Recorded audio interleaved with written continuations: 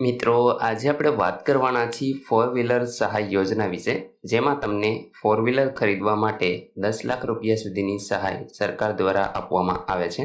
આમના online form ભરાવાના શરૂ થઈ ગયેલ છે.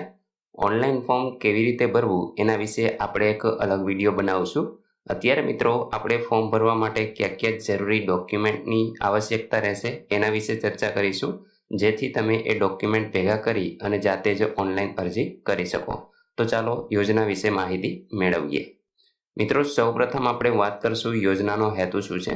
તો કે ગુજરાત સફાઈ કામદાર વિકાસ નિગમ ગાંધીનગર દ્વારા વ્હીકલ લોન યોજના હેઠળ નિયત થયેલ યુનિટ કોસ્ટની મર્યાદામાં સફાઈ કામદાર અથવા તો એમના આશ્રિતોના પુનઃસ્થાપન માટે વ્યક્તિગત રૂપિયા 10 લાખ સુધીની લોન એટલે કે ધિરાણ છે એ તમને 6% વ્યાજ દરે આપવામાં આવે છે.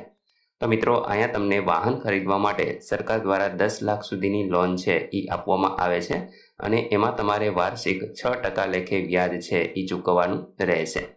ત્યાર પછી મિત્રો, આ યોજનાની પાત્રતા શું રહેશે?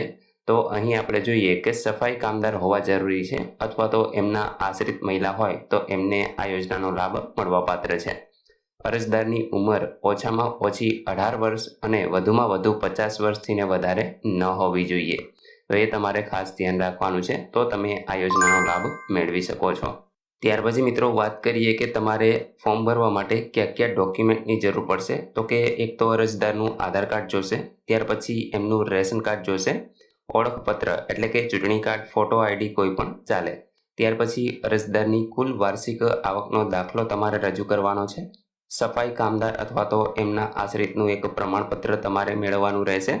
રહેઠાણનો પુરાવો, જેમાં વીજળી બિલ, લાયસન્સ, ભાડા કરાર, ચૂંટણી કાર્ડ કે રેશન કાર્ડ, આમાંથી કોઈ પણ એક ડોક્યુમેન્ટ તમે આપી શકો છો.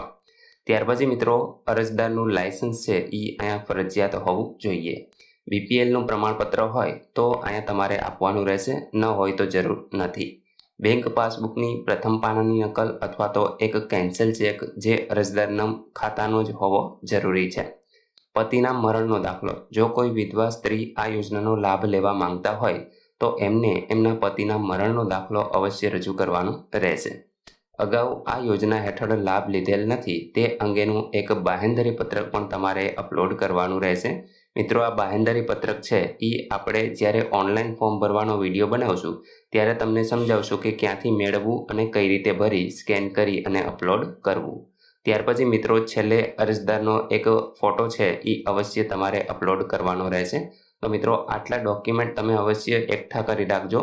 આપણે નેક્સ્ટ વિડીયો બનાવશું કે ઓનલાઈન ફોર્મ કઈ રીતે ભરવું, ત્યારે મિત્રો તમારે આ તમામ ડોક્યુમેન્ટ છે એ સ્કેન કરેલા હોવા જોઈએ. તો મિત્રો, આશા રાખું છું કે આ વિડીયોની અંદર યોજના વિશે તમને તમામ માહિતી મળી ગઈ છે. તેમ છતાં પણ કોઈ પ્રશ્ન હોય તો કોમેન્ટ દ્વારા પૂછી શકો છો. વિડીયોને લાઇક કરજો, તમારા મિત્રો સુધી શેર કરજો અને ચેનલને સબસ્ક્રાઇબ કરી લેજો, જેથી આવી કોઈ પણ માહિતી આપ સુધી પહોંચતી રહે. વિડીયો જોવા બદલ આપનો ખૂબ ખૂબ આભાર. મળીએ એક નવા વિડીયો સાથે. ત્યાં સુધી જય હિન્દ.